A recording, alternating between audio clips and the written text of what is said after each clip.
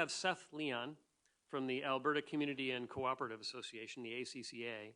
Seth is the manager of cooperative services at the Alberta Community and Cooperative Association. He holds a master's degree in development economics from Dalhousie and volunteers in his community, and he also volunteers in his community as a board member at the Community Wise Resource Center. Seth organized this two-day intensive community solar incubator that I've been talking about. It's really an impressive and very instructive event. And he's rushed over here, so please give him a warm welcome, Seth Leon. Thank you so much for having me. Today I'm going to talk about the cooperative structure as a way to facilitate community generation. So it's less probably about renewable energy. I'm going to start off with an example that has little to do with renewable energy, but really I want to build the skills when we look at how can people own the infrastructure and really how do we keep the benefits of renewable energy in our own communities. And you're going to see some great examples. So I'm going to kind of start off with the nuts and bolts. They say an economist knows the cost of everything and the value of nothing. I want to think of those two things. I want to keep the costs in mind, but really how do we create value and how do we retain that value in our communities? And I'm going to show how a co-op is a good structure for that. Hey, that's who I work for. Who here has been to Camrose or Daysland, Alberta? All right, great. This will be a lot easier. So when we're talking about community ownership, the Battle River Railway is an excellent example. So I'm going to talk about a train, and then we'll get more into it. About almost 10 years ago, there was a short line that ran from Camrose about 100 kilometers east that was owned by CN. And the farmers used it to deliver grain to market, and it was a key part of the local economic development, and if you're a farmer, a key part of your supply chain. CN decided that it wasn't very profitable to them, that managing it and providing kind of less than adequate service to the farmers in that area, they'd rather sell the steel and get out of the Camrose area, which is great if for CN, and that's how they make decisions as a giant corporation. If you're a farmer in Daysland, it's a little different, right? The loss of that infrastructure eats into your bottom line. It eats into the capacity of those who live in the area and kind of the broader, I'd say, economic success of that area. So what they did is they said, well, why don't we buy it from CN? You know, do we have enough capital in the community to be able to do this? And as well, we want to own this not to get wealthy off of owning a 100-kilometer short line in the middle of central Alberta, but rather it's owning this piece of infrastructure creates a lot of value to our community and is really strategically important to all of our business. So we can see how it's aligned. So on the one hand, I won't go too far into the co-op side, but really having an ownership model that allowed the farmers to own something that was quite large, as well as the ability to raise enough money to about $3 million to buy the steel and the trains and make it work. What was also really interesting in this example, and something that you probably want to see or you'll hear more about in these examples, is the local leadership. Okay? From the boardroom of CN, this is completely useless. The leaders in this community really understood the value of it. And I would also argue they really understood the dollars and cents that came into running this business. So long story short, or long story long, they raised the capital from the farmers. So the farmers who were customers became owners of a business that they used on a regular basis. As well, they went out to the broader community because they had to raise a lot of money and got them to be member investors as well. So you can see, well, even if you're not a farmer, the impacts could impact you as well. You might miss out on this great business. So what makes it even better is that they were successful. Okay? They pull more cars through there than CN ever did because it's built to the scale of their community.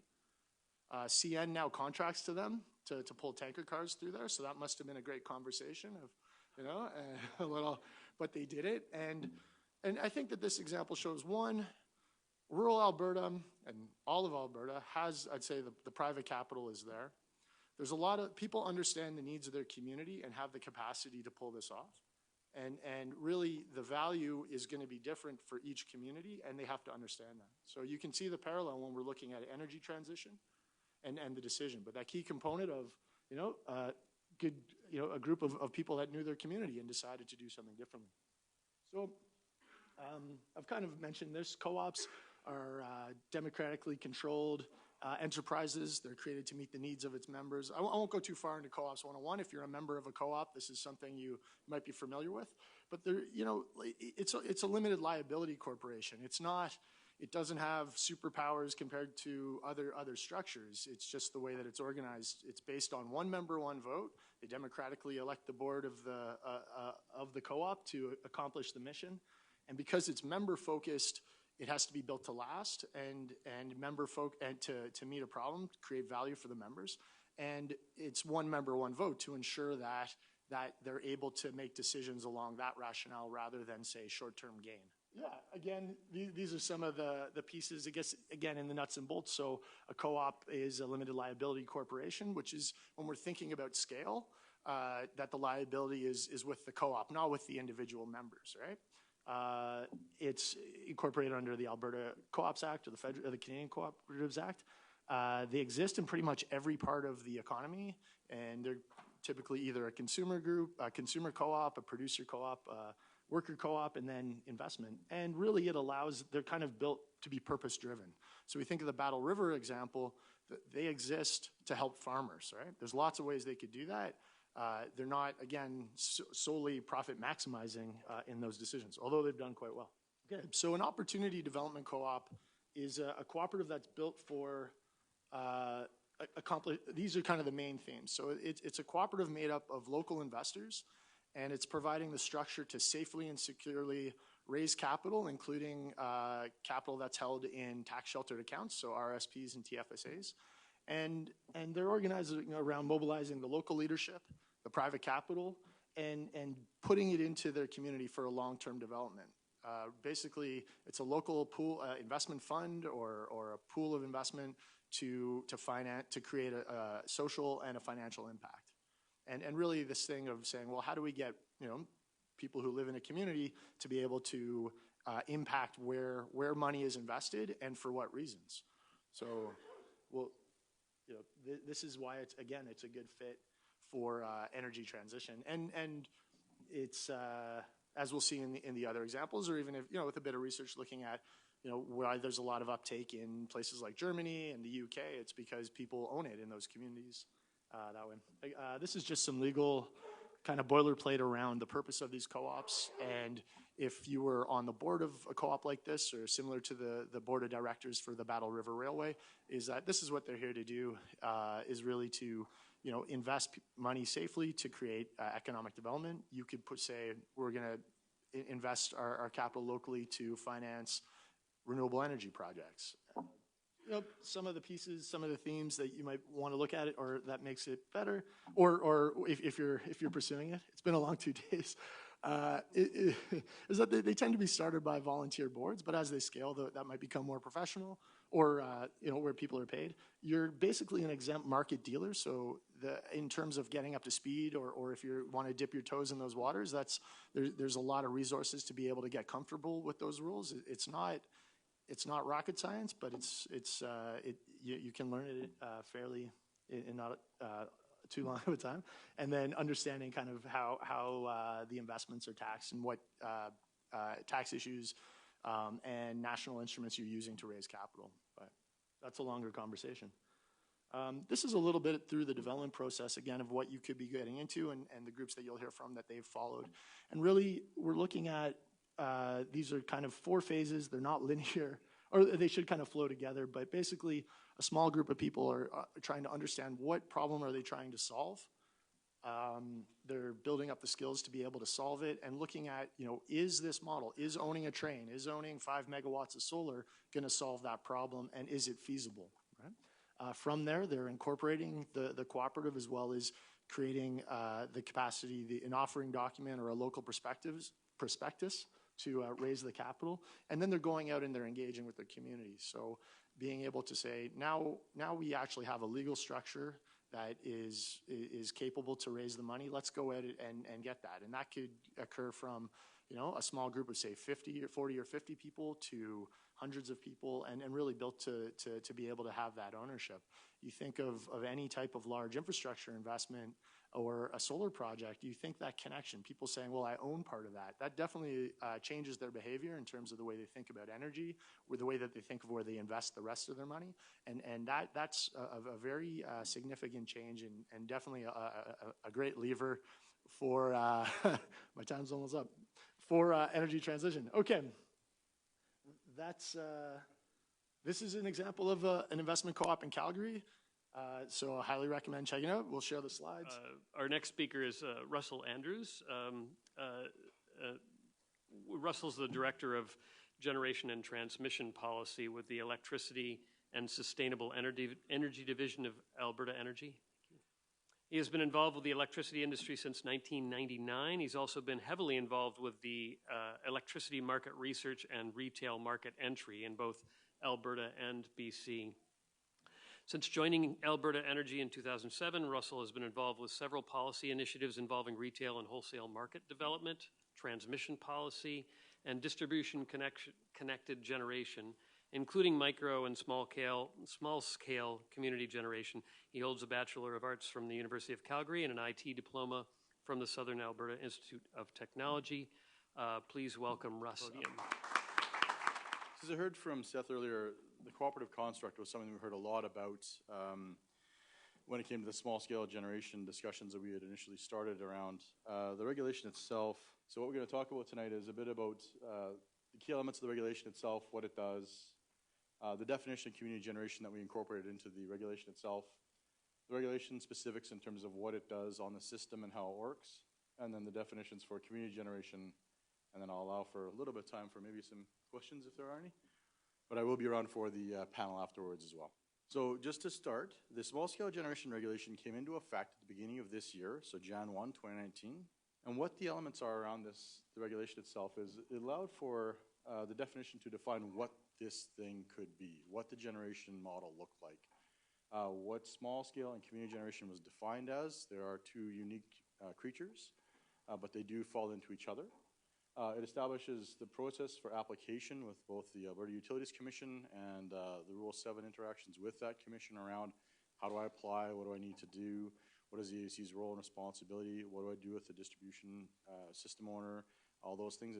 It created the rules of how to enter into the marketplace as a small-scale generator. It also allowed, one of the things that we heard a lot when we did the consultations on the regulation was people didn't necessarily want to get into it, sort of to Seth's point, for profit per se. They wanted to get into it for ownership, for a bit of revenue, for a little bit of a stake in the game. And so one of the things we did was we used an existing agency called the Balancing Pool, which is a market participant in the electricity system. And what it does is it helps smaller, in the past, it's helped smaller generation players dispatch their systems, get paid by the power pool. So we continued that mandate with them, and they are now the default participant. So you don't have to set up a trading shop, put up prudential, get involved with huge credit issues. We've moved that off to an agency that already has that in place. And then again, we clarify the responsibilities for how you connect with who, what the processes look like, what the responsibilities are, and some of the timeframes are inside the reg. So a lot of folks ask me, what is community generation? It's sort of an in-between. With the evolution of smaller technologies, scalable technologies, solar, micro wind, micro hydro, we kind of felt there needed to be a space where this thing sat. It wasn't a microgen project, which some of you understand is sort of more for a load offset, behind the meter, solar panel on your house. And it wasn't a full utility scale build out of a large solar farm or a large wind farm. So we had to kind of come up with this middle ground. And so what we started with was what's called small scale generation. So that's the bigger bucket of what this is. It sits within the two. It's basically a distributed connected generation unit. It sits under sort of the idea that it's a power plant that produces energy to the system, but can have sort of community benefits associated with it for community generation, which is why it's inside the bubble. CBA or CBS, that's the community benefit agreement, or the community benefits statement. So those are some of the things. I'll get into that in a second, but that was kind of how we distinguished the two. So key highlights of the regulation to go back through real quick on some of the pieces I've mentioned. The generation regulation essentially establishes what the eligible units are. It enforces the use of renewable or alternative energy, so low carbon emitting. So it doesn't allow for someone with small coal or something like that to burn. It's more about using the new standards for carbon emissions. It's about using renewables. It's about ensuring that we're developing lower emitting resources. As I said before, we use the phrase small scale because it connects directly to the distribution system. So you have to work with your distribution facility owner or your distribution system owner to connect your unit. It is sized to fit within distribution limits. What that means is using existing infrastructure. So if there's space on a line or space on a feeder, you can make a unit that's up to that size if the economics hold. If that's what you want to build, or less, it's up to you. We did allow for that flexibility because not every project's going to be the same. Some people are going to want smaller ones. Some people are going to want bigger ones. Depends what, to Seth's point earlier, what's your outcome? What's your purpose-driven piece for this? So we allowed some of that flexibility to be in there instead of creating arbitrary boundaries. It is an export-to-grid power plant. It is not meant for load offset. It is not meant for behind the fence. It is a power plant that gets revenue from the system. Speaking of that, they are also passive. As I said earlier, we've established an agency that will do that dispatch for you, that will be available to deliver the power to the grid on your behalf, and you will simply get paid whatever the you will simply get paid whatever the market is at that time. It's very much less complex to do it that way than to have you guys become participants and register with the power pool and become. No one wants. That's not their day job, right? That's what utilities do. This is meant for more of a passive. We own this. We want to get some, back to the point about the railway. They didn't make a whole windfall of money, but they kept their O&M going. They maintained a little bit of financial flow, but it wasn't there to be a windfall profit center.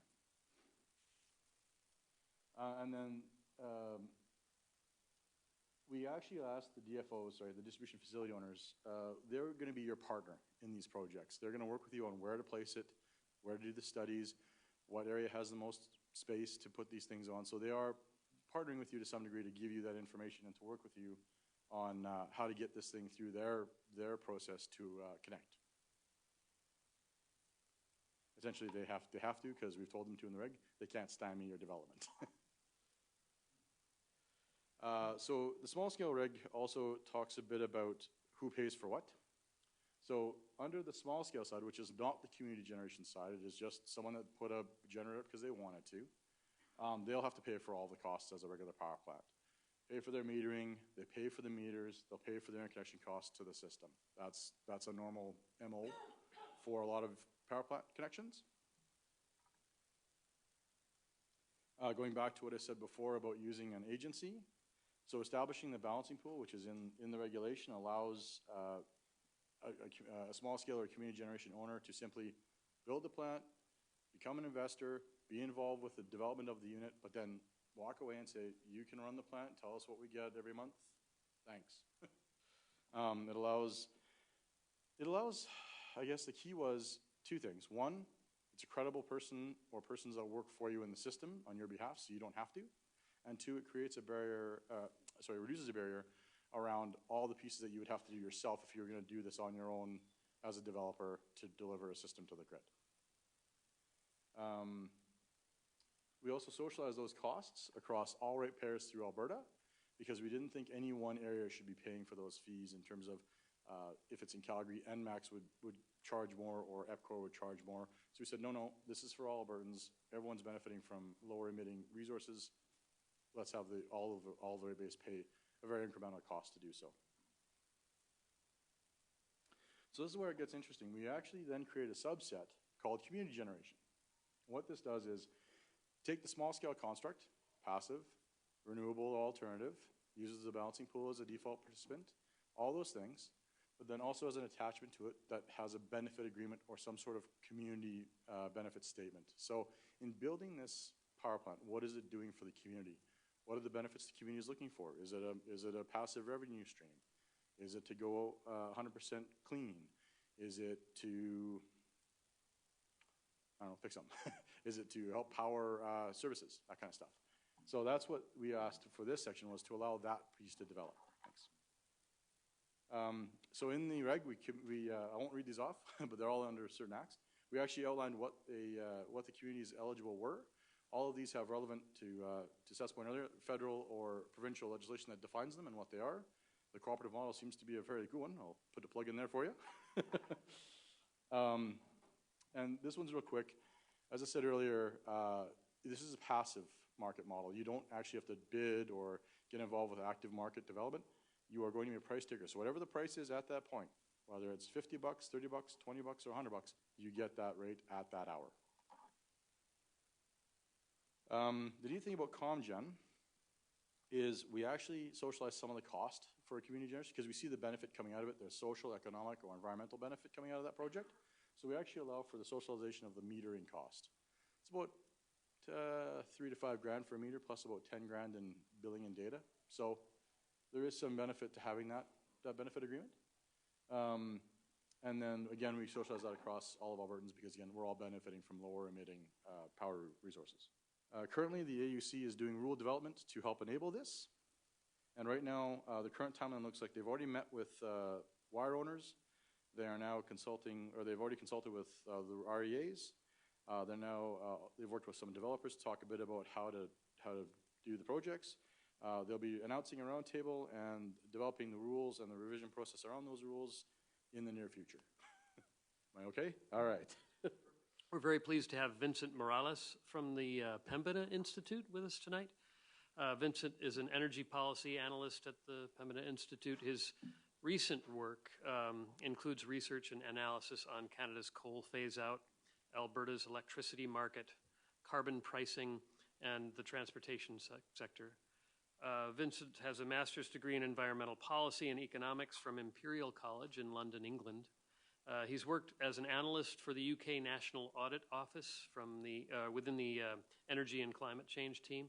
Vincent is on the board of directors of the Calgary Climate Hub as well. So please join me in welcoming Vincent Morales. Thank you. Yeah, pleasure to be here tonight. So I'm going to tell you a bit more about how to get a successful project off the ground in terms of solar project, and that applies very well to community projects. And so at the Pembina Institute, we've done some work on community generation, renewables.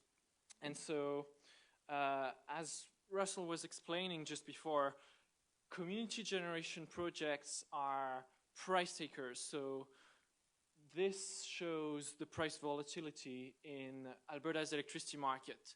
And I guess the issue with that from the perspective of someone who wants to build distributed connected solar project is that because you're a price taker here, you don't know what price you're going to get over the lifetime of your project because the price varies all the time. And that makes it very difficult to finance a project. But fortunately, there are solutions to mitigate that issue. Back in 2017, the government of Alberta ran the Renewable electricity program. And what that program did was it was an open competitive process in which companies could bid to build their projects, and then I guess the winning projects would be the one that supply the power at the lowest cost, and in exchange they would get a price guarantee over 20 years. So they were not selling all their electricity to the government of Alberta. They just had that price security over 20 years, and that's what the price is. That's what this chart is showing.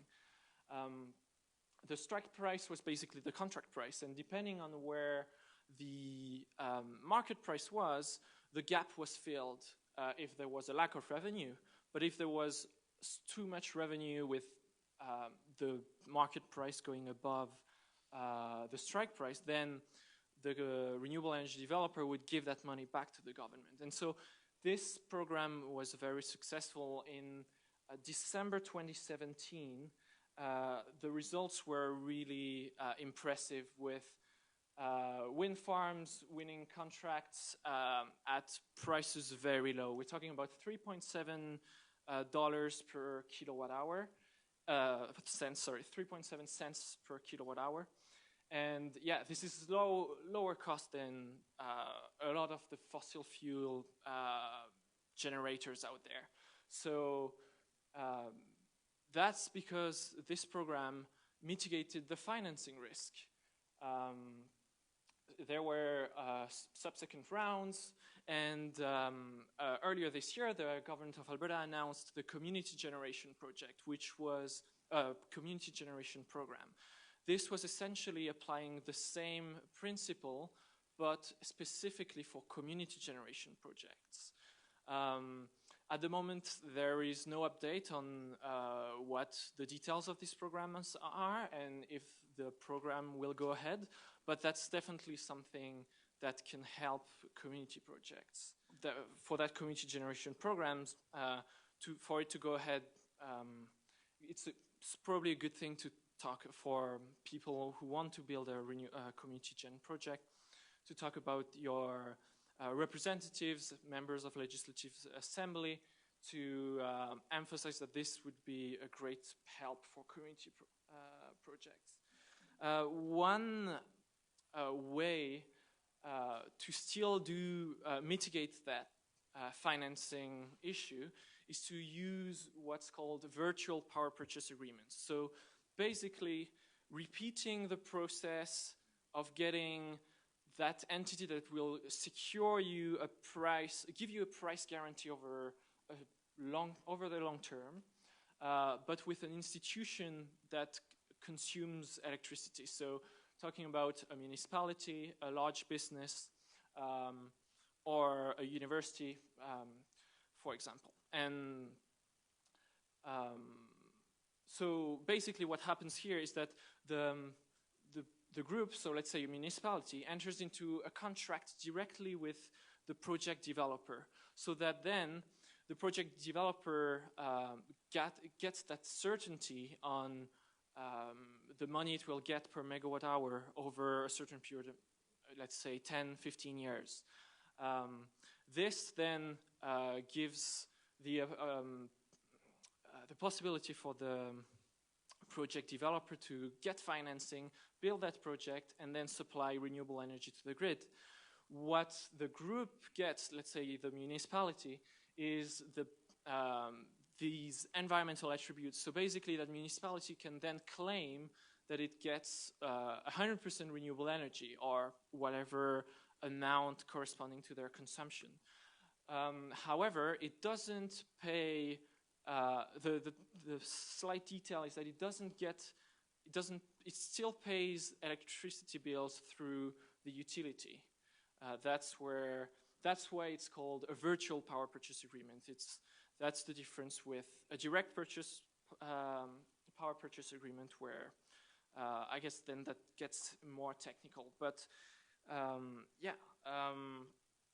so to give a quick example of that, in the US, in Colorado, there was a group, an entity called an aggregator that started a project and then opened stakes in the project to the community. And people could buy in by just buying one panel, let's say, for about $725.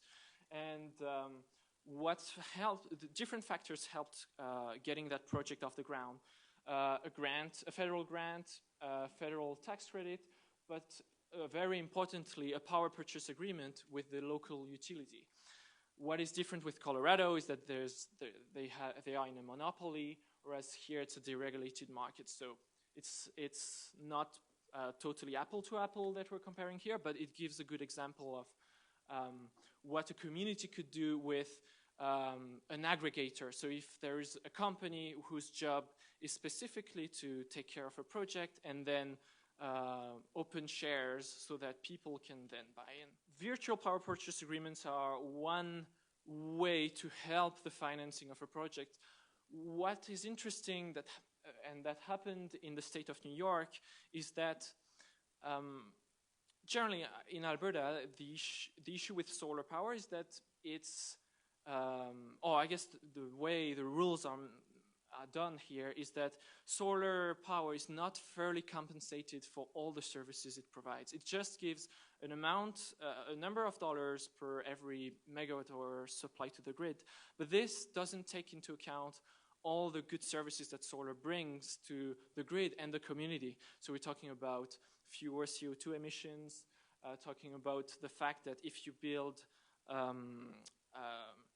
solar closer to the demand, you need less infrastructure, costly infrastructure to transport that electricity from the producer to the consumer. So what has been done in New York is to take into account all these parameters locally, so that then these all solar projects get a much fair compensation for their services. So that's one thing that that needs some policy change, and that would be very attractive in Alberta, being one of the leading jurisdictions in the world doing that. As well, at the moment, the Alberta Utilities Commission is running this distribution systems inquiry, looking at the technology that is coming on the distributed grid, and how to they will inform future proceedings in terms of rate and tariff structures, to make sure that to figure out how these technologies can participate and how they can be fairly compensated. So yeah, that's something that looking forward to hear more about. So yeah, we published a solar community, Alberta's Community Solar Guide, that's freely available on our website. As well, I forgot to mention, we launched the Business Renewal Center, which is an organization that helps to make these connections between buyer and seller of renewable energy. So thank you very much. In this group, we have Wanda Lauren from the Peace Solar Cooperative.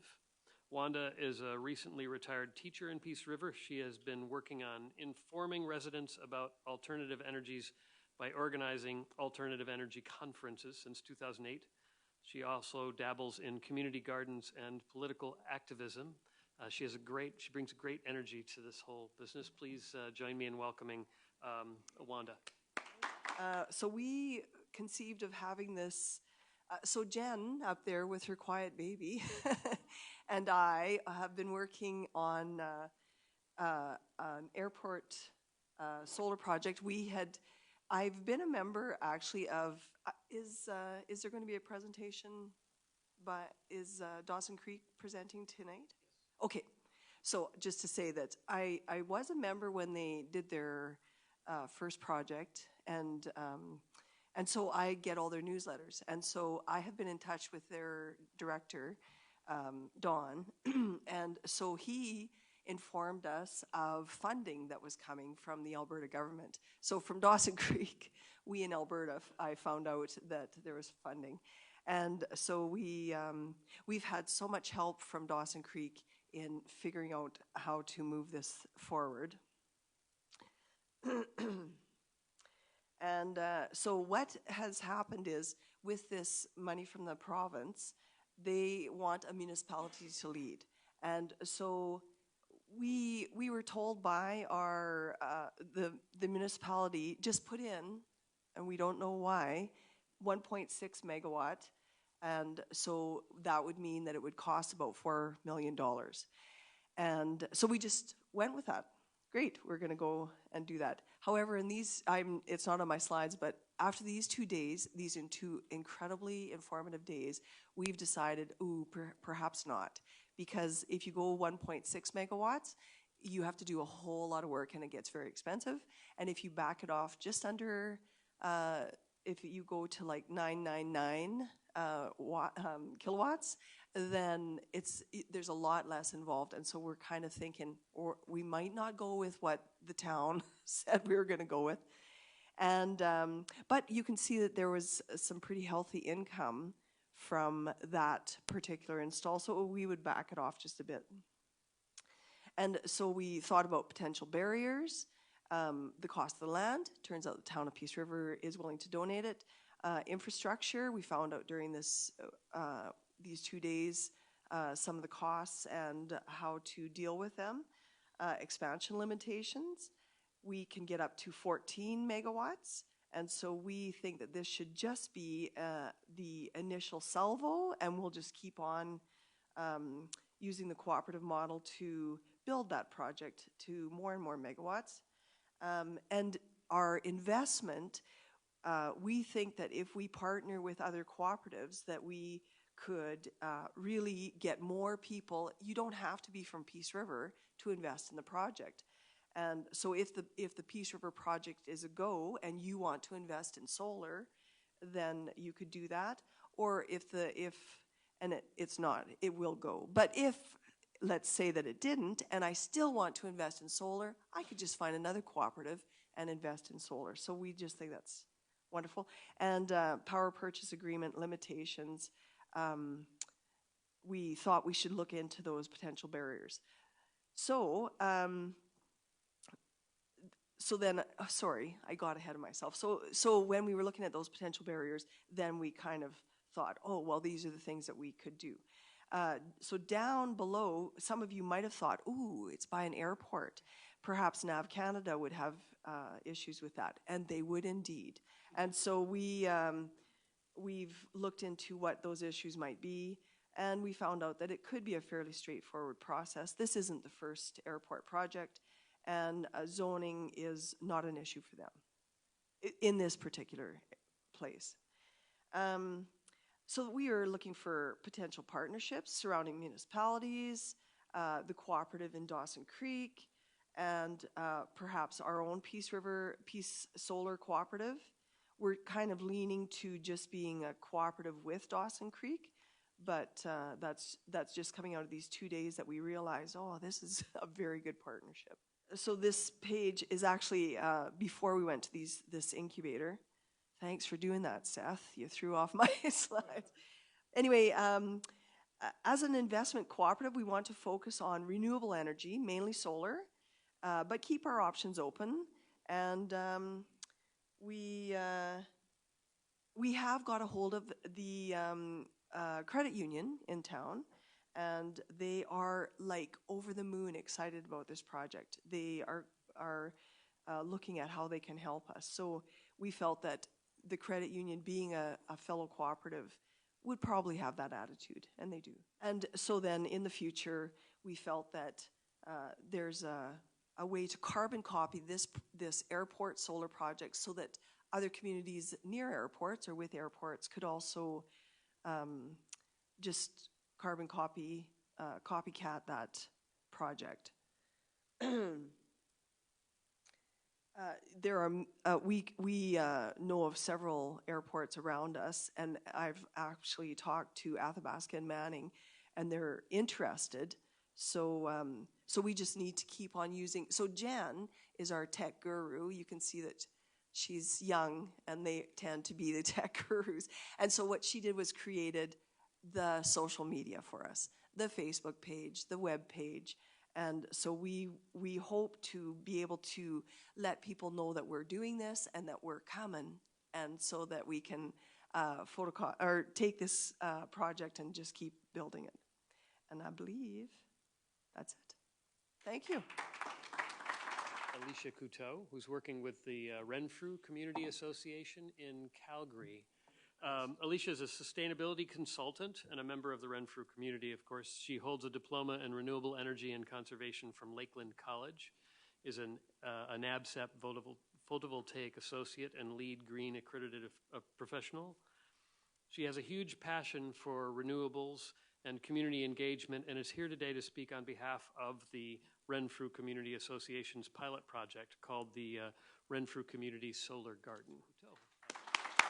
So this project, back in January, the MCCAC had actually granted us $190,000 from another community member who had reached out and applied with this idea of developing this solar garden. So we did receive the funding, and basically all that money, we can't go out and buy panels, we can't go out and hire laborers. This is all for feasibility of whether or not this project is actually going to work. So we have been looking at different locations, and a wise man once told me that you shouldn't get wedded to your location. So we have a potential space here with working with the Telus Park in Calgary. It's the Science Center there. And this would be a really excellent partnership if this was a go, because the Telus Park promotes sustainability and innovation and community participation. So we think it would be a really great partnership if all the feasibility studies kind of work out with these guys. So for anyone who hasn't been to Calgary to visit the Telus Park, it's a really amazing building. It is a LEED Gold building, and they've actually got about 128 megawatts worth of electricity per year in the form of PV panels on their roof, which is about 5% of their energy load. So us on the Renfrew Solar Garden team have been referring to this project as the Sparking Lot. We thought that was a pretty cute name for it. And so basically what we're hoping to do is build some of these double wide parking lot canopies. So the PV panels on them would be bifacial modules. We're looking at the LG Neon 415 watts with non-shading racking. Looking at about a 1 megawatt generation production from this. So that equals to about 110 panels and 24 of these Y-shape parking lot canopies. So we think the parking lot canopy would be a really excellent addition. This one is actually from the city of Airdrie. They've been doing a pilot project up there, trying to get their building into a net zero kind of time frame or mainframe like Leduc did. So this is their first parking lot canopy. I went up there last week and took a picture of it. I thought it was pretty cool looking now that it's completed. And for the weather in Alberta, as we know, in the summertime it can get quite hot, so that would be an excellent shading during the summer months. And then in the winter months, it helps to keep the snow off of the vehicles, as well having the bifacial modules and the open racking on the bottom. When we do have snow cover on the ground, you kind of receive all the albedo from the sunlight that's indirectly would be caught from the bottom. I apologize, it's been a very long 2 days. Starting to lose my words now. So the stats for this project, so the Sparks load is about 1,882 megawatts per year. And this generation project would, I think it was about 1332. So it's about 70% of the load. Now we aren't looking at a microgeneration type of situation where we would directly connect these parking lot canopies to the Spark. But we are hoping to possibly enter into a power purchase agreement with them where it would give us a guaranteed revenue stream if we could get them to kind of buy in at 6 cents per kilowatt hour, which would be really great. So as I mentioned, we're basically in the phase 2 area, as Seth kind of was talking about, you know, in the development planning. So right now we still are waiting on the geotech. The Spark was built on top of an old landfill, so there is a possibility that once we start drilling into the parking lot, we might get some methane release or something like that, and why we can't be wedded to our location. So we still have geotech studies, some glare studies. The Spark falls right in between the QE2, which runs right through Calgary, and Memorial Drive, which is another really big access point within the city. So hopefully glare studies come back successful and we don't have any issues with that. We're still looking into the community investment structure, whether we are going to incorporate this as a co-op or whether we're going to do it as a private or public company, and all the kind of securities and things that come with those. And also just funding. We have received a letter of intent from the Alberta Innovates grant, which we might possibly get $1.275 million for a $2.2 million project, which would be really great because then we're only looking at about $1 million that we're going to need to raise for this project, where 10% of it would have to come from community members. So if you are looking to find out more about this project, we will be updating the website here in the next few weeks, hopefully once we get into phase 3 and we know how the structure is going to look. So the RenfrewSolarGarden.com is where you can find us. And there's myself and Paul Gill, who's another community member that are kind of in partnership working to get this project off the ground. So hopefully, if this is a success, we can take some portions of the revenues that are generated from this project to be able to offset into another grant so other communities within Calgary and hopefully possibly outside of Calgary one day will be able to, like Wanda had mentioned, carbon copy this project into their own communities And yeah, we can electrify the grid with renewables all across the province. So hopefully that works out. Thanks. Next, we have, I guess, more of a local personality, Warren Saraur from SPICE, the Solar Power Investment Cooperative of Edmonton. I guess you're not just from SPICE, but that's what you're representing here tonight. Warren is an Edmonton-based entrepreneur and the founding chair of the board at SPICE,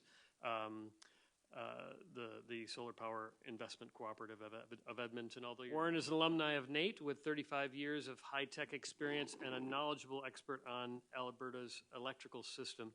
He's the owner of Evergreen and Gold Renewables Energy, an Albertan solar energy and energy efficiency provider. So as Don had mentioned, I'm the founding chair of the board for SPICE. SPICE is an actual opportunity development co-op. We chose that several years ago, actually. We've been working on this since about 2012. We actually incorporated as a ODC in 2015. We were one of the early ODCs.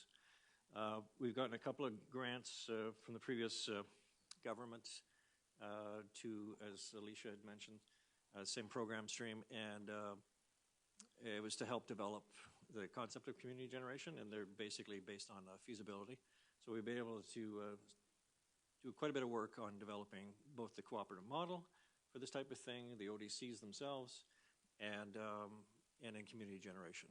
And so once we're done that, it's going to play out by the end of January of 2020. We're hopefully ready then to do some projects. SPICE is a little bit different than the other organizations in that we're not actually tied to a particular project. We're actually building an organization to do multiple projects to stay in this space for a long period of time, hopefully, and to learn from each project that we do and replicate it. The intent also is to offer out the projects to the local industry, so provide jobs to our local industries as well, and offer an opportunity for local investors to put their money into something that they can see. So in 2017, when we incorporated, we kind of built up a little bit. It was also prior to the NDP winning the provincial election. And so we were working with some organizations on some community generation projects, and then the provincial government changed. And things took a little while to solidify, and that government was quite keen on promoting renewable energy, as most people are aware of. And so that's really helped get us going. We also helped work with the Edmonton Federation Community Leagues to develop their Green Leagues program, which is focused on encouraging community leagues to become greener, both in reduction of energy consumption and offsetting what they do use with renewables. And so in the last couple of years, we've been really working on developing a organization that can step in and do community-based projects. Our space, we feel, is best suited to be in the urban environment, and so we'll likely be doing more rooftop and brownfield space development.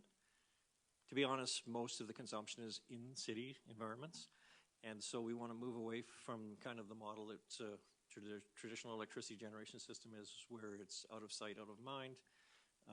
We want to bring that closer to the table so that people can actually see what their investment is, but also tie it to we consume the energy here, we should then be offsetting it here as well.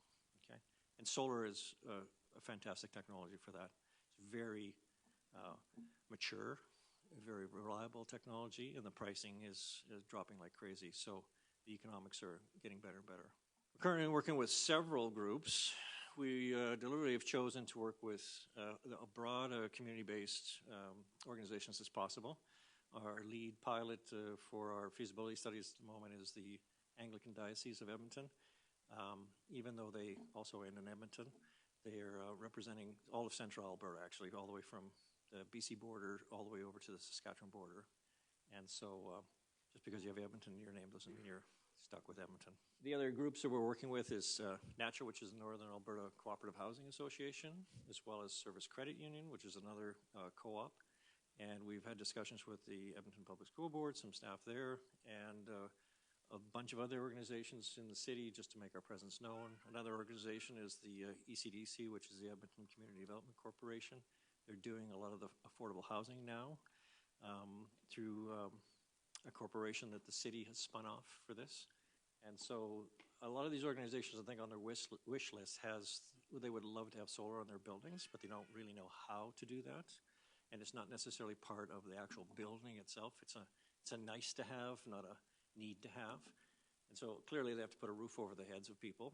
And so we're here to hopefully bring investors to the table and help develop that side of it. How it works with us, we're kind of a little bit more, as Vincent mentioned, sort of, we're a bit more like almost like an aggregator that he mentioned as occurs in Colorado. We've done a lot of research. Obviously, we've had a lot of time to do that. What New York is doing is very interesting. I really like their policy plan that they've done there. It would be great to see that here. But in the absence of that, we can replicate some of these things. And what's great about the internet is you can actually just steal these ideas. So you obviously pick the best of what you can find. And our organization is also a bit different than most in that we have a very strong board with a great depth of knowledge on the technical side with both the electrical system in Alberta as well as the technology involved with solar. And so we're very familiar with some of the challenges with it. Because we are a co-op, there is a tax credit that is available. It's currently been frozen. The intake is not taking any more applications at the moment because the current government is reviewing all the government programs. But it was put in place so that you could receive a 30% income tax credit for investments in co-ops. And so this is a nice benefit that the cooperatives can offer. As well as, because we're an ODC, we also have the ability to do RSP and TFSA eligible investments as well.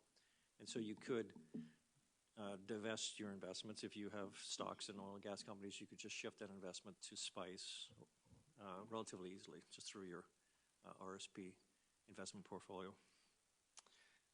The next step is that we're going to complete our feasibility studies, and then as part of the rules developed through the Alberta Utilities Commissions around community generation, we'll just have to see where we wind up, and from that we'll make some decisions on where we're going to proceed with the projects. And I say at the moment we probably have 8 to 12 projects that are possible, and we'll have to pick the ones that we think are the most likely candidates to go forward with. Next, we have Greg Duick. We're going just slightly across the border for this one. He's bringing his experience from Dawson Creek, where the Peace Energy Cooperative has been a national leader in community renewable energy investment, including solar. Greg and his wife, Joanne, joined with a group of like-minded individuals to help found Peace Energy Cooperative in the early 2000s. As a vehicle for individuals to have a say in and an investment opportunity in the developing energy shift to renewables.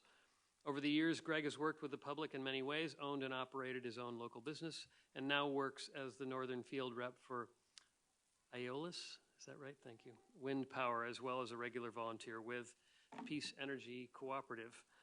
Please welcome Greg. What I'm going to speak about is who Peace Energy Cooperative is and kind of how we got there, and I'll try and do it fairly quickly. So we started off with wind, and then now we're kind of working into solar as a better option. But basically, clean, renewable energies, we thought, why shouldn't local people be able to invest in it, and instead of just having outside companies come in and take it from us? So we wanted to be part of it and give people an opportunity. So cooperative model was the best for us. We wanted people to be able to, like I say, not only be a member, but invest in those opportunities. And we're active members of other associations and groups as well. And we currently have over 500 members. And the investment model for Bear Mountain Wind, which I'll talk about, we had about 380 members at that time. So our cooperative, people before profit, but we are for-profit cooperative. We don't want to have to get grants and money given to us in order to be able to operate. We want to be able to operate as a business and pay back to our members and invest in the community with a strong environmental ethic and renewables. So in BC, the BC Hydro was starting to do wind. You already had wind here. You're, of course, one of the first wind areas in Canada. And in BC, we didn't have anything for wind. BC Hydro had 22 monitoring sites around BC. And then the new government came in and said, no, you're not going to do wind. You're just doing hydro. And so they had to give up those tenures. And we were just starting to form up as a group. And we said, well, wait a minute. We want to do wind. One of those locations was just outside of Dawson Creek. So we ended up fighting for that tenure. We got it. And then we realized very quickly that we did not have the expertise, the knowledge, the abilities, any of that to develop a wind farm. We thought, yeah, let's get together $1 million and throw up a turbine. So after we had the tenure, we had the data, then we brought in a company called Aeolus Wind Power who helped us develop the project. And we now have 34 turbines about 10 kilometers outside of Dawson Creek. We can see it from the town. Supplies power for basically the northeast region of BC. And it's almost, yeah, it's 10 years old now. It's really quite amazing how quickly it's gone. For that project, we said, well, our members need to invest in this. How are we going to set that up? And so we set up with our cooperative. That was part of the model of getting the cooperative, was we could develop investment shares. And we set up Class A investment shares for the first round. And with the cooperative, what we have to do is offer it to everybody. So whatever we had a prospectus for our business model, and we said, we're looking for this much money. Divide that up by the number of members we have at that moment, and we offer everybody the same amount of dollar value or shares.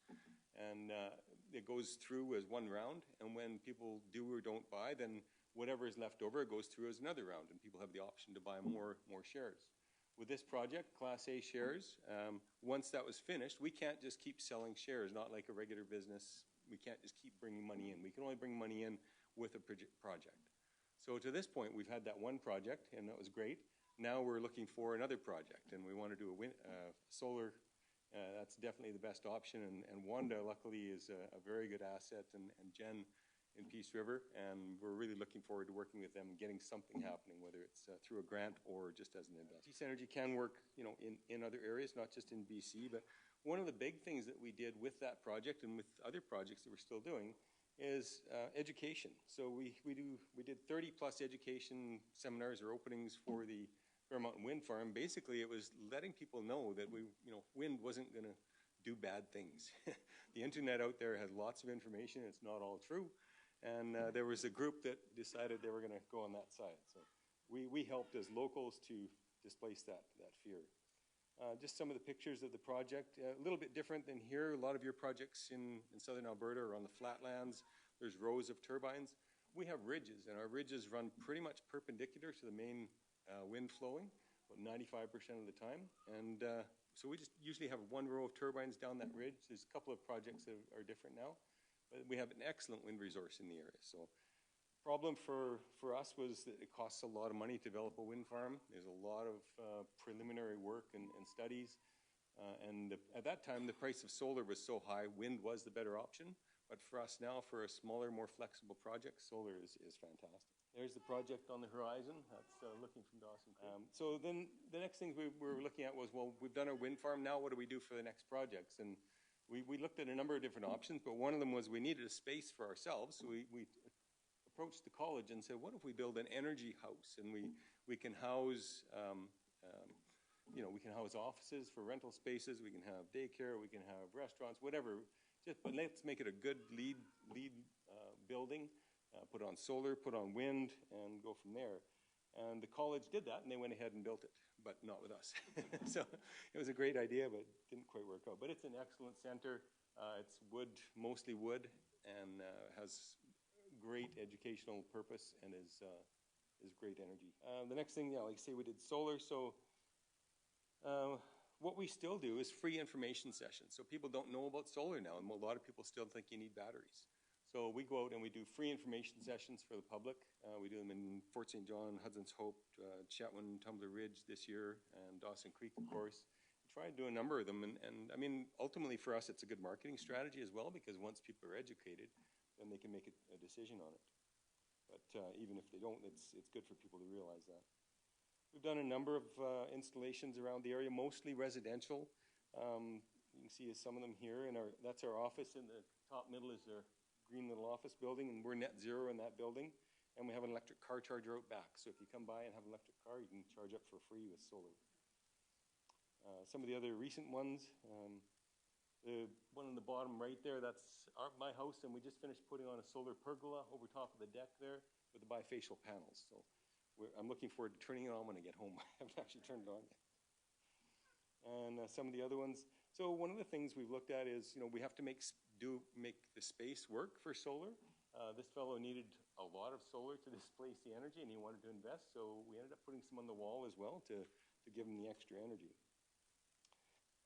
Then we had the opportunity with Hudson's Hope. Hudson's Hope is a little community out near the mountains, and they have the WAC Bennett Dam, which was built back in the 60s. And it's a huge hydroelectric dam. Then they built another dam right beside the township. Now they're building a third dam downriver that's going to back up the water right under the feet of the town. So they've got these hydroelectric dams around them, but they found this thing called the gas tax credit program. And they applied for funding from that, and we helped them with the application for the money, and they ended up getting $1.35 million. So it was a great opportunity for them. Well, then they had to go to an RFP process, and through that RFP process, we put in a competitive bid, and we won the bid. So we were really happy to be a part of that project. So they've got 9 different buildings, 500 and plus kilowatts of solar on the buildings, and I have some other pictures, I think, but overall, they didn't just want solar to be on the roof saving money for them. They wanted it to be interactive with the people so that it's normalized as well. So some of the buildings have it on the walls, some is on the east-west roofs, so you can actually see the solar, and it still makes good power as well. The other thing we did was we hired local staff from the students, the high school students. So we really wanted to be a community project, part of the community. So we hired and trained the students, and they helped us for the summer, and they were really happy doing it, and I think it worked out well for them. It was a good project. Some other pictures. There was some really large arrays. Got a couple of net zero arrays. Again, the Bullhead Mountain Curling Club. It's a very low slope roof. In the winter, it's going to be covered with snow quite a bit. So we put some on the wall as, fitting in nicely with the building in order to make some power in the shoulder seasons as well as showing solar things. The public workshop was a brand new building. We didn't know how much power it was going to use. So we had to, do some calculations and kind of semi-guess. And it turns out we're going to be, I think, net zero, maybe a little bit net zero plus. So that worked out really well. This is a really nice one. It's a ground mount at the lagoons. Again, the lagoons were being redone at that time. So they're putting all new equipment and pumps and everything. And we had to, again, kind of guess at the size of the array, but we went with a full 100 kilowatts AC. And it's a really nice long array. Then there was some money left over at the end in the grant. And of course, with a grant, you don't want to just leave that sitting there. So we said, well, you could use some solar. This is kind of one of the only other buildings. This is their pool. They have an outdoor pool. And we said, you could use some more solar at the pool. They've got solar hot water on the roof of the building. So we didn't really have an area, so we knew we had to do a ground mount. And so we developed this solar wave for them as a signature project to show the community and show the world that they can do solar. So yeah, we did staff training. And so now what we're looking at is another thing to tie in with solar is electric cars. Of course, they're coming on stronger all the time. And if you have solar and you're self-producing energy, in BC it's a little bit different with the net metering program, but we can self-produce and fill our own car up with fuel. So, and that's it, yeah. So that's Peace Energy, and you're welcome to join us. It's we're on the internet, and it's only $200 for a membership, for a lifetime membership. So, thank you very much. So finally, to kind of round out specialists in there as a guy I've spent a lot of time with in the last couple of days. Robert Henry, I've asked him to share his perspective as a consultant to several different groups pursuing renewable energy projects in Alberta. Robert is a senior consultant with Peters Energy Solutions, who were kind of the main gurus for this two-day event. He has 25 years of broad industrial experience leading teams delivering engineering, manufacturing, distribution, construction, and maintenance across the energy industries. Robert has participated in the development of biomass, hydroelectric, and solar power projects. He holds a Bachelor of Applied Science and Mechanical Engineering from the University of British Columbia and master's degrees in Manufacturing Systems Engineering and Business Administration from Stanford. Robert can speak to a number of different initiatives and projects underway in Alberta. He has quite a history here, and we're excited to have him here for this. Thanks so much. Please welcome, or join me in welcoming Robert. So let me start with a little bit of an introduction about Peters Energy. So we're a grid and tariff consultancy in our core business. First, I must bring regards from Joe Peters, who's our principal and my colleague, and spent the last couple of days with us. And he's busy driving up to the Peace Country, where his mother is celebrating her 80th birthday tomorrow. So his regards, and thanks to everybody for the invitation. So we do grid and tariff consulting. You know, in the outside of the microgen world, on the load side and on the generation side, Alberta's a complicated place from an energy market perspective and from a tariff perspective and from all these different operators. So we've, through that business, we got into an advisory service of helping people find good locations and figuring out good ways to connect generators and loads. And that generation side led to some work with large commercial generators, multinationals. We have a portfolio of over 300 megawatts of solar. We've got a 120 megawatt wind farm that we're managing through its, the labyrinth that it winds. We're advising a couple of large gas generators, small gas generators. We have a broad practice. But solar is becoming, every year, you know, we keep serving all those other things, but solar kind of keeps growing. And so we had opportunity to really get exposure to community generation by starting to work with a few Indigenous nations, both the Métis Nation of Alberta and 3 other Indigenous nations. We did feasibility and pre-feasibility work last year. And we recognized that there was, that as long as there was funding, you know, there was quite a strong push to get feasibility work done and projects built, that would be okay. But we saw as community generation started to roll out, and Russell, I want to steal your, that 3 circles. That's the best picture of the whole. You know, it's awesome. Yeah, no, it's about that gap for sure. So on, let me flip forward to our next project. So I'm going to go to this slide first, actually. So I'll explain. Oh no, it's too hard. There's 3 gold stars up there, okay? And those 3 gold stars are projects that we're involved with, and they're all 5 megawatts and under, okay? Now I'm going to jump back. These are 7 projects that are located in Alberta. 3 of them are physically under construction, and 4 of them had better go, or 3 of them are contracted to the provincial government through the Alberta Solar Procurement. These are all big scale, 25 megawatts, okay? So those would be, you know, 125 acres-ish, 100 to 125 acres all. You know, we're working with those feasibility projects we did were all between 1 and 5 megawatts. And we saw there must be more appetite for that. We saw the SSGR come out, and okay, this sounds interesting, but as we looked around, there's a bunch of big, capable developers that are trying to do big projects. And there's commercial, residential, you know, microgen, which is a lot less complicated. And what we saw is that if you're a 25 megawatt developer like a Solarcraft or a Canadian Solar, you've got the resources to hire experts and to fight long battles and solve complicated interconnection challenges. If you're a community generator and you want to put 300 kilowatts on top of your ice rink, and you want to do it distributed generation, which is what the community generation and small-scale generation regulation require, you're going to have some hoops to jump through. And so we got with Seth, and back in January, after a couple of ComGen-type meetings that the ACCA hosted, Seth and I got to meet through one of them, through one of our clients. We came up with the idea, well, is there a way we could tackle training? Is there a way we could do some capacity building to help those community generators to at least maybe not be turned into experts, although maybe maybe I should be not so, what's the word, pessimistic about the folks that have attended. Are you all experts after 2 days? Okay.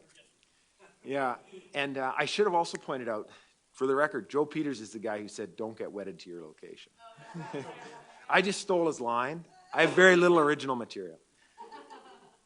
So we talked about capacity building, and so we figured out that maybe we could do this by getting everybody together. Instead of going to every community and explaining all of the different factors, what if we brought everybody together and we did it in a sequence? And so we did that with the incubator. And Seth and I are practically giddy because, we're done. We've done 3 sessions. One was in Calgary, one was in Lethbridge, and one was in Edmonton the last 2 days. And so I put this snapshot together because it tells a little story about all the different communities that came to us in the course of the incubator. And a bunch of them are in the room tonight. You've heard from them. That's fantastic.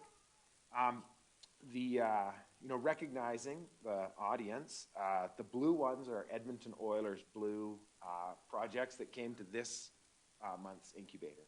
The red ones are hated Calgary Flames projects, which came to the June incubator. Okay, and the orange ones are, you can see they're all concentrated in the south. They came to the July incubator in Lethbridge. Okay, those 3 stars are projects that those are our client projects that we're actively involved in. One, it has piles in the ground, is getting racking installed. One is in front of the AUC right now, and one is in technical documentation, and we should be doing the AUC application this winter. So, and they range, like I said, from 0.99 to 4. The other thing is that, these little solar panels, they're defined projects. Their communities are, like, I can tell you where the land location is. I can tell you what the grid connectivity looks like. I can tell you what the environmental troubles are going to be for a bunch of them, right? And then there's these green brains, which are actually little thought bubbles out of the PowerPoint. And those thought bubbles are communities that are working on ideas. They want to do something, and they wanted to learn, and they wanted to meet people and to get ideas. And those are all exciting too. And this is a pretty good little representation. And here's the exciting part. This is only what we as one consultant can see. At our networking event last night, I learned from a guy who works for Dandelion, he just put in 0.99, or is in the process of putting 0.99 in Viking. Wasn't on my radar. So this isn't the whole story. There's lots of community generation appetite out there. So that's a good news story, right? So here's a big complicated slide which doesn't have the benefit of animation, which takes away a lot of its joy. But this is how we think about the development funnel. You go from an idea and a big range of uncertainty on the. Oh, I'm sorry, you can't take a picture of that. No, I'm kidding. So, wow, 2 minutes, really? Oh man. So the punchline is that along the way you're interacting with your interconnection utility. You're interacting with Alberta Environment and Parks if you're over a certain size. If you're over a certain size, you're going through the Alberta Utilities Commission. And Russell took a picture of my slide. I'm pretty excited about that. Yeah. So the thing about this slide is that it highlights kind of a lot of the encounters you're going to have. And so I'm going to move along and talk briefly about these relevant entities. And so this is power flows from the Alberta government, which makes the rules, the laws, to the AUC, who is, the regulator. They go to that. A lot of that goes to the system operator, the ASO. It moves on to the utilities, and that's who you're mostly going to interact with because they're the wire for your project.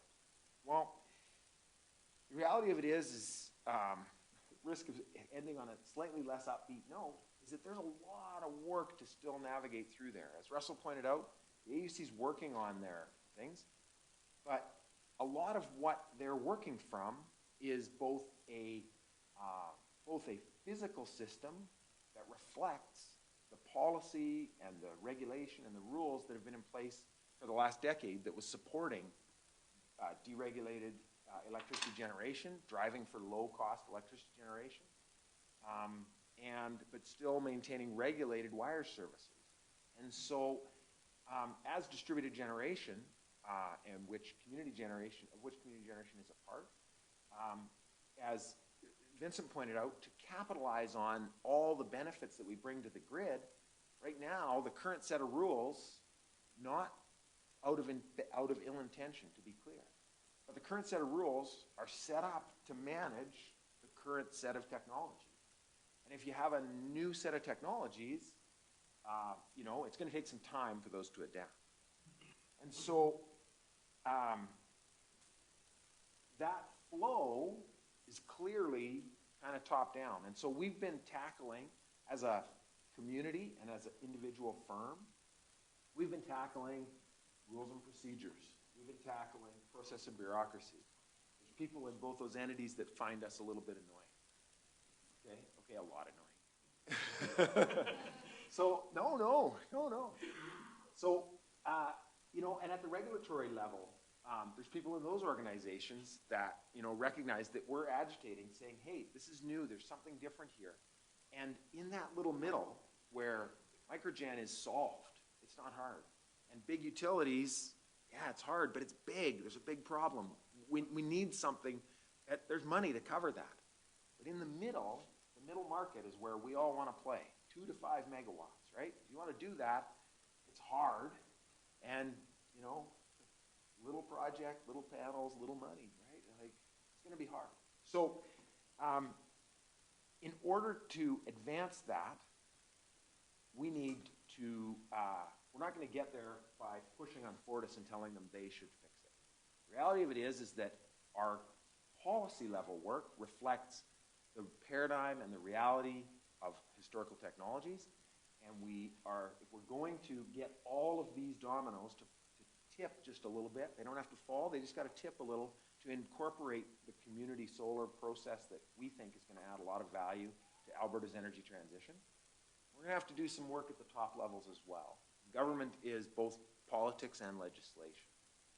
And I wrap up with this by saying that, you know, Wanda said the other day, well, hold on a minute, that doesn't help us. We should write some letters.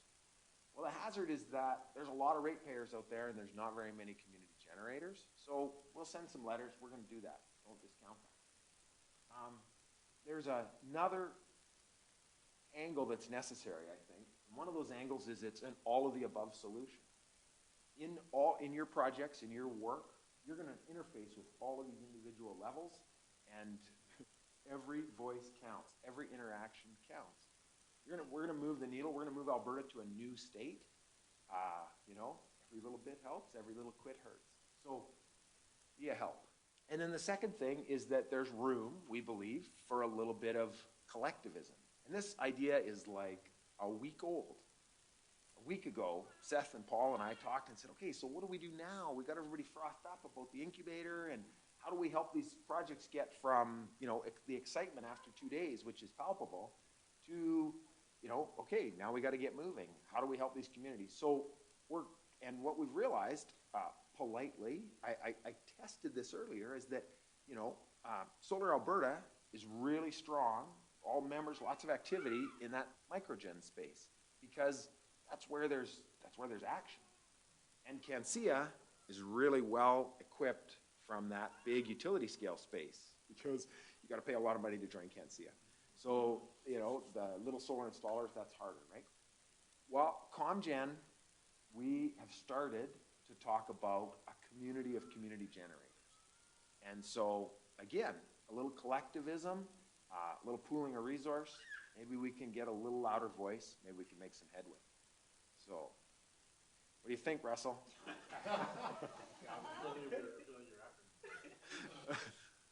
Okay, so I frame that as sort of how we're thinking about it. We're just one player, but we've met a lot of players, and we are inviting people to come and talk and give us more ideas and contribute, and let's make this a community effort. So we'd like to get started with questions.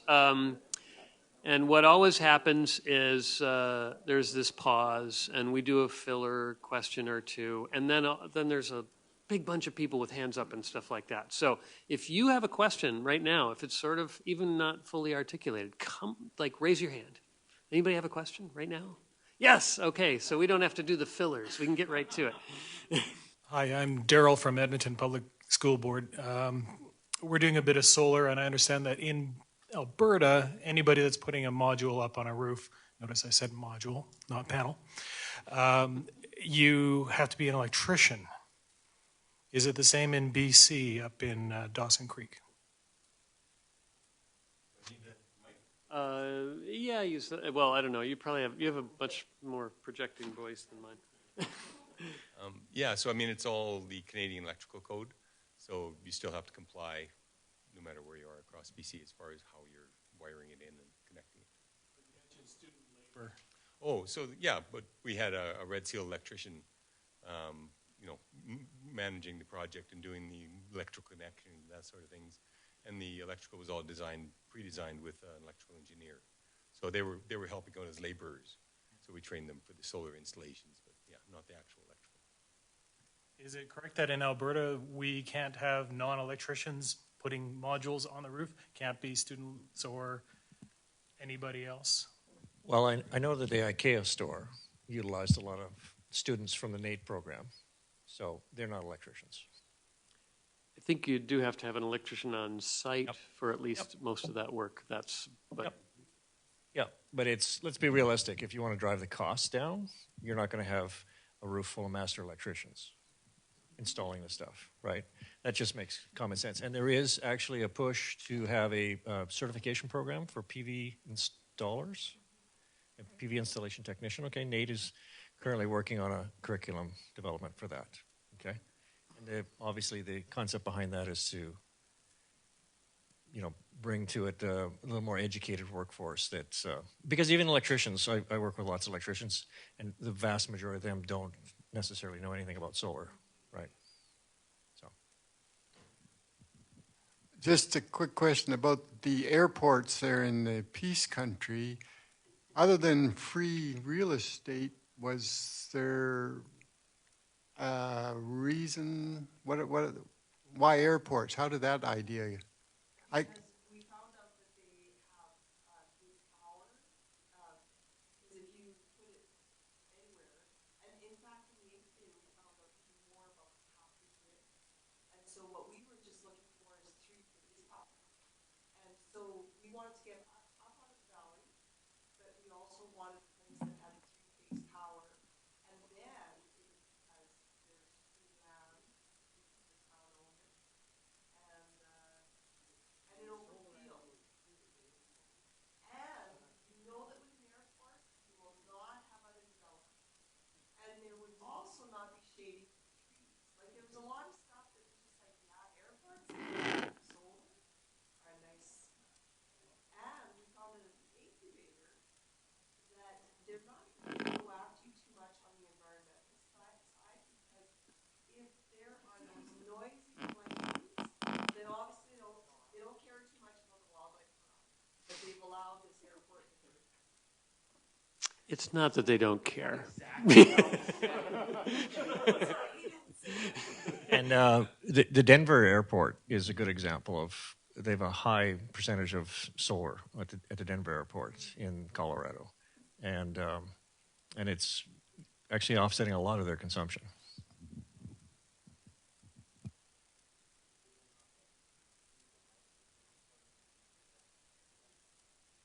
I was supposed to say that.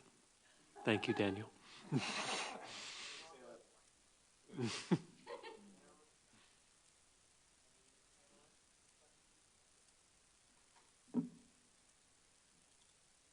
I've got a question. So who here would be interested in investing in community generation?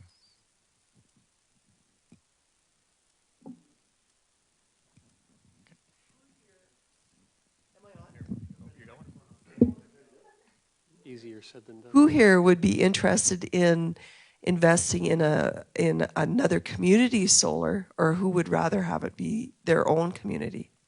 I should say, who would rather it be in their own community?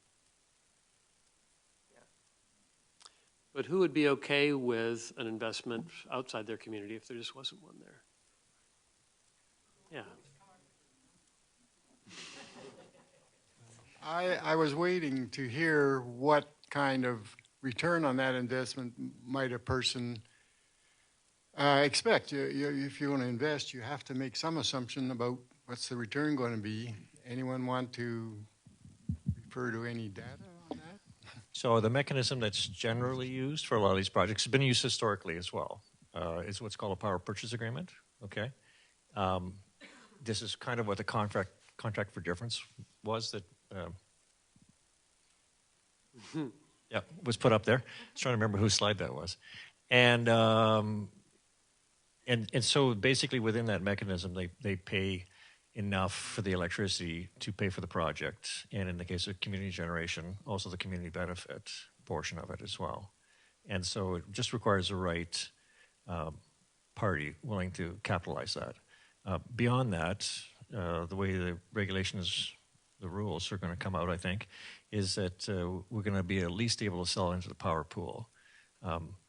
That's going to make it tough because of the volatility of the pricing and that. So the preferred mechanism is guaranteed on your investment, which would come through what's known as a power purchase agreement. Okay. Well, we're a for-profit co-op, and I don't think anybody at this table is wanting to do a charitable project. And so, to be fair to the investors, the initial projects, you may not get a great return on the investment, but we're hoping to at least give a 5% annual return. But you have to appreciate that any investment has a risk, okay? And so that's the caveat I would add to that. Hi, my name is Gabriel. So I serve on the Ghana Friendship Association board. Anybody here interested in coming to talk to my community about what we've talked about today? They don't have to go to Ghana, right? It's here. here. You don't have to take a plane. It's here in Edmonton. So anybody interested, let me know, and I can make it possible. There's some lack of enthusiasm because so many of them are from quite a ways away. I think. Yeah, you come and talk to me after, maybe. We can set something up. Mm-hmm. Yeah, we've gone. Is everybody okay with just running a little bit extra, like an extra 10 minutes? I don't want somebody to have to leave and not win their prize, but if we could go just another 5 or 10 minutes so we can get a few more questions in.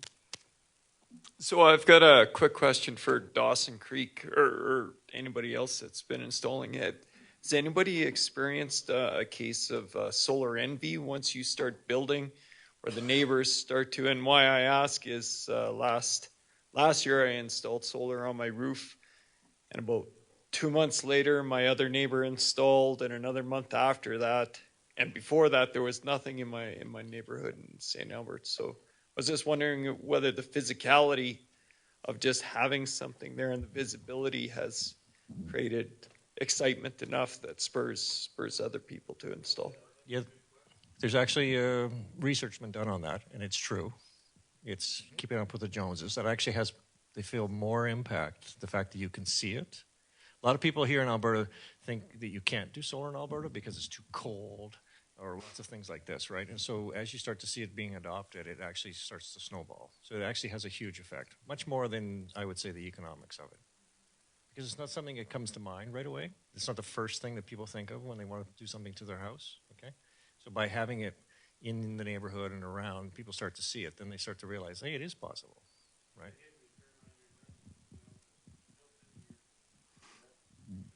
Yeah.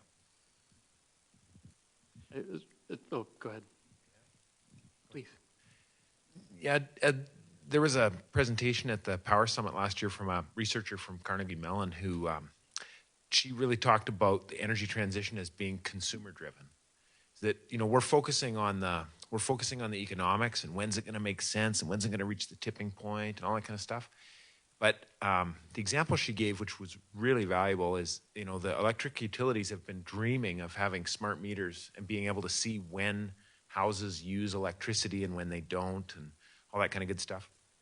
And now there's a consumer products company that has all that data, and people have been paying for the privilege of having it. It's the Nest thermostat, right? They know exactly when you came home. They know exactly when your energy demand went up, when your energy demand went down. And so that consumer-driven piece is, it's not because people didn't do that because, let me be clear, there's no return on a $300 thermostat, okay? It's a cool toy, right? I have 2 of them, but they're not, I didn't buy Nest. I went on Amazon, got Honeywell. But, you know, it's very much consumer-driven.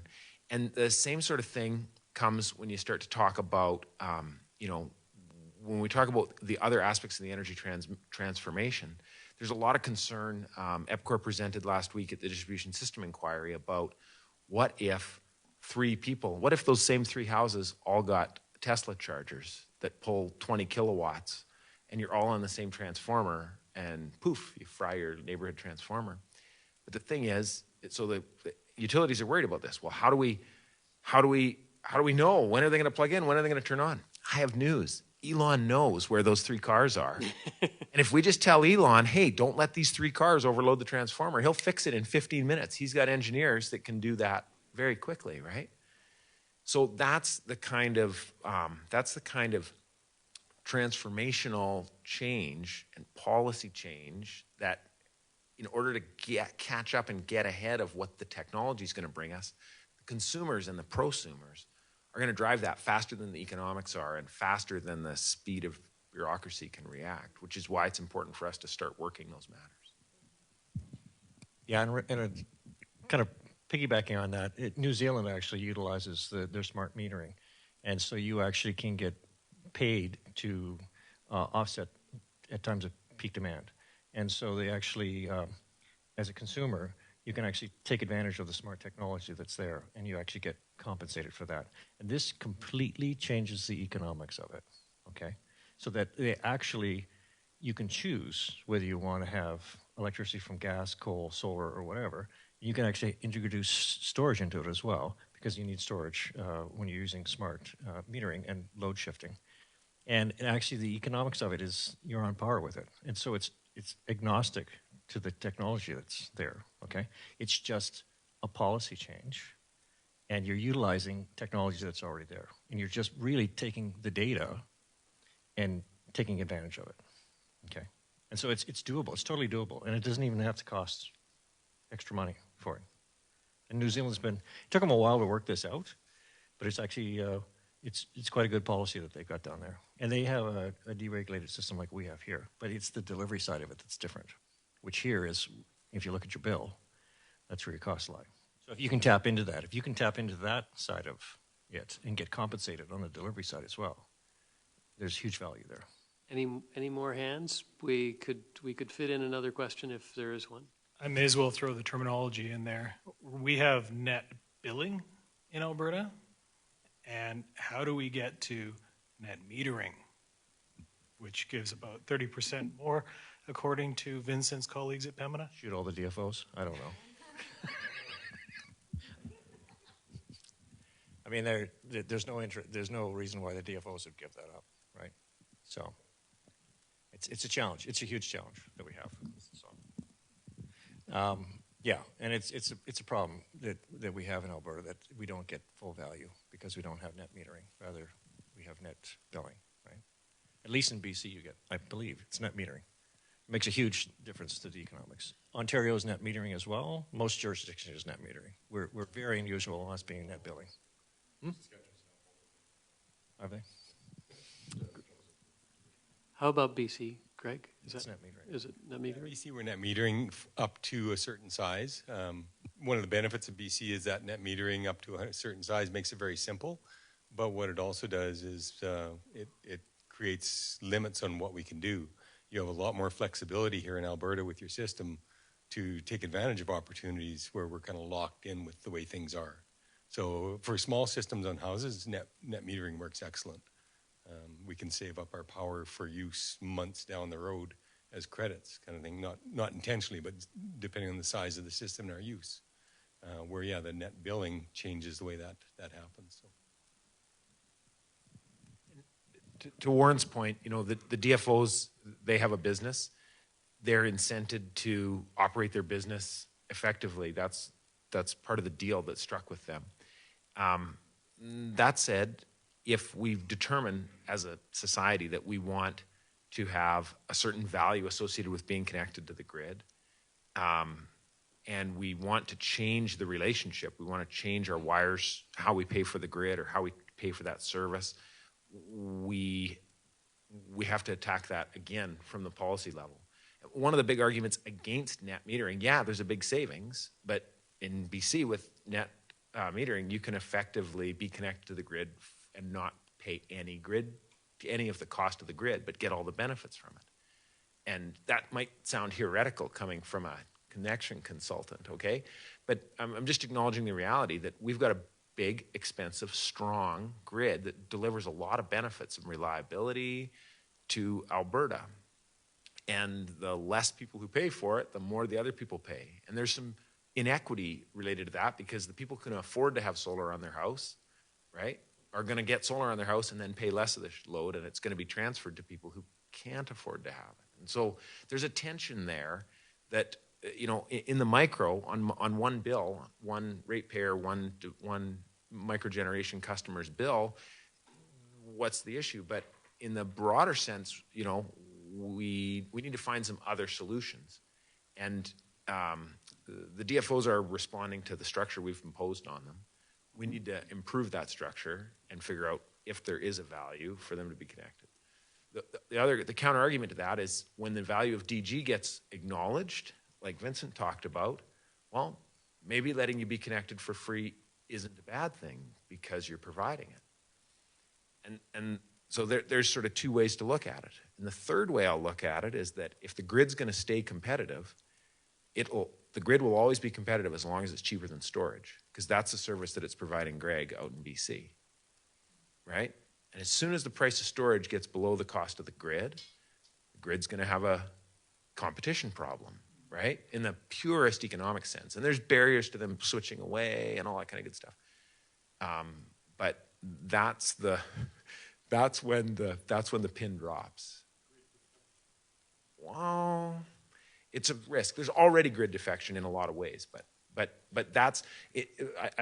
Without getting into the death spiral and all that stuff, just think of it that way. That's the service the grid currently provides. That's what it provides to microgen. It provides storage. So that was terrific, and I really appreciate all of you being here tonight. You've delivered a lot of great information. Can we have a big round of applause for our speakers?